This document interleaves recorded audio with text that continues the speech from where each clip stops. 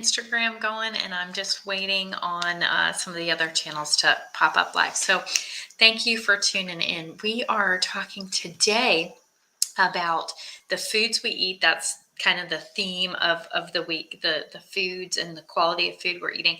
And today I want to specifically talk about oils.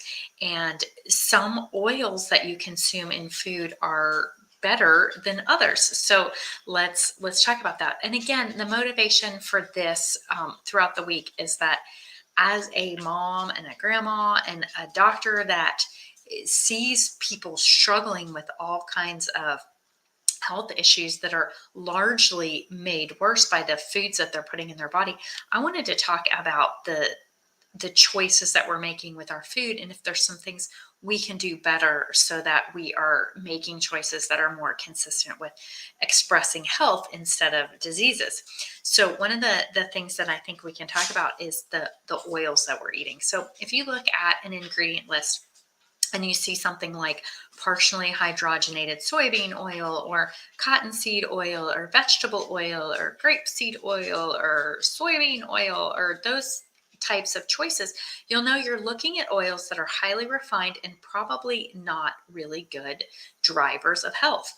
And so why do I say that? What do I mean by that? A lot of those oils, they're processed in such a way that makes them actually damaging to the membranes in your cells. That the outer layer of the cell is supposed to be nice and fluid so things can pass through the membrane, nutrients can pass in and out and things like that. But if you consume a lot of these highly refined oils, what they do, the chemical process that happens in your body is that those membranes, instead of being nice and flexible, they become brittle and things don't pass in and out. You can create inflammation. You can create a whole bunch of things that you really don't want to see happening when you use those rotten oils. So in our practice, it's myself and I have a health coach. Her name is Tara, and the three oils that we recommend consistently are avocado oil, olive oil, and coconut oil. So avocado and coconut withstand high temperatures really nicely. So if you're cooking with something or sauteing with something, you want to use one of those oils that's a little more stable. That is what coconut oil gets a bad rap.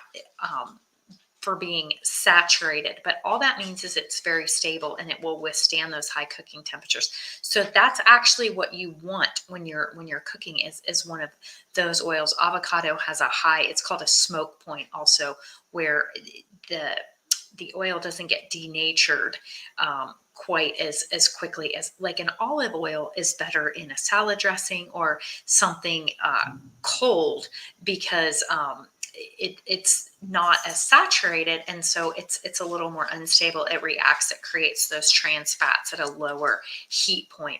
So just a little bit of nerdy chemistry and nerd out on those oils a little bit, but those are some of our favorite tips and tricks. And we see people with inflammation all the time, and we of course we use things that help control inflammation, things like turmeric, resveratrol, fish oil. But even better, if you're having inflammation in your body, and we've all heard that, we think, oh, I've got inflammation, what do I do about it?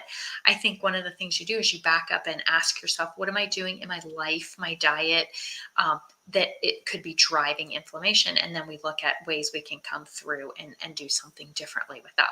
So this is one of those things that you can be doing differently, is taking a look at the oils that you're consuming. So that was just a little bit about the oils and the quality of that. We're going to continue this discussion tomorrow at this time live. I'll just wrap up and review all of those in case you missed a day and you want to hear just a quick recap of all of those things. So thanks for tuning in with me live. If you are watching this and you have questions, post them in the comments, post them inside the Q&A group, so I know what kind of stuff that you're looking for, questions that I can answer and help you with.